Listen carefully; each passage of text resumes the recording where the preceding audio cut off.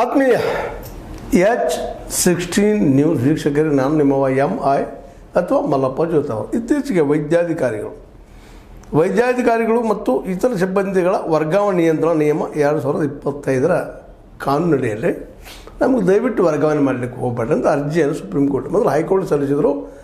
High court reject ಮಾಡಿದ್ರು ಮತ್ತು supreme court ಸಲ್ಲಿಸಿದರು. ಸುಪ್ರೀಂ ಕೋರ್ಟ್ನಲ್ಲೂ ಸಹಿತ ವರ್ಗಾವಣೆ ಮೆಟ್ರೋಪಾಲಿಟನ್ ಸಿಟಿ ಬಿಟ್ಟು ನಡಕ ಊರಿಗೆ ಅಥವಾ ಹಳ್ಳಿಗಳಿಗೆ ಹೋಗಕ್ಕೆ ಒಳ್ಳೆ ಅಂತ ಇದ್ದಾರೆ ಇವರು ವೈದ್ಯಾಧಿಕಾರಿಗಳು.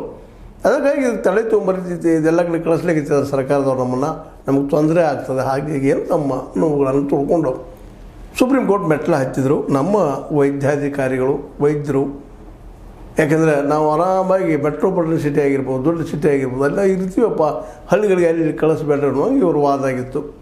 ಇದನ್ನು ಗುರುತಾಡೋದಂತ ನಮ್ಮ ಸುಪ್ರೀಂ ಕೋರ್ಟ್, ಅದರಲ್ಲೂ ಮುಖ್ಯವಾಗಿ ನಮ್ಮ ಏನಪ್ಪ ಅಂತಂದ್ರೆ ನ್ಯಾಯಮೂರ್ತಿಗಳಾದ ಉಜ್ವಲ್ ಭುಯಾನ್ ಮತ್ತು ಕೆ ವಿನೋದ್ ಚಂದ್ರನ್ ಅವ್ರ ಪೀಠ ಏನು ಮಾಡಿತ್ತಂದ್ರೆ, ಹಿಂಗೆ ಮಾಡಲಿಕ್ಕೆ ಆಗೋದಿಲ್ಲ ರೀ, ಸರ್ಕಾರ ವರ್ಗಾವಣೆ ಮಾಡೋದು ನೀವು ಬದ್ಧಾಗಿರಬೇಕು ಅನ್ನೋಂಗೆ ಅವ್ರಿಗೆ ಡೈರೆಕ್ಷನ್ ಮಾಡಿದ.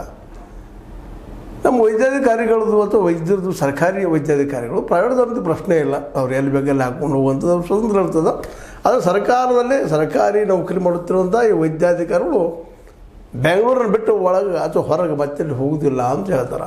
ಅಲ್ಲೇ ನಮ್ಗೆ ಕೊಡ್ರಿ, ಬೆಂಗಳೂರು, ಹುಬ್ಬಳ್ಳಿ, ಧಾರವಾಡ, ಅಲ್ಲೇ ದೊಡ್ಡ ದೊಡ್ಡ ದವಾಖಾನೆಗಳು ಹಾಕೊಂಡು ಆರಾಮಿರ್ತೀವಿ ಅಂತ. ಅದಕ್ಕೆ ಸರ್ಕಾರದ್ದು ಒಪ್ಪಿಗೆ ಕೊಡ್ತಾ ಇಲ್ಲ ನೀವು ವರ್ಗಾವಣೆ ಆಗಲೇಬೇಕಾಗ್ತದೆ. ಅದರಲ್ಲೂ ಬೆಂಗಳೂರಾಗಿ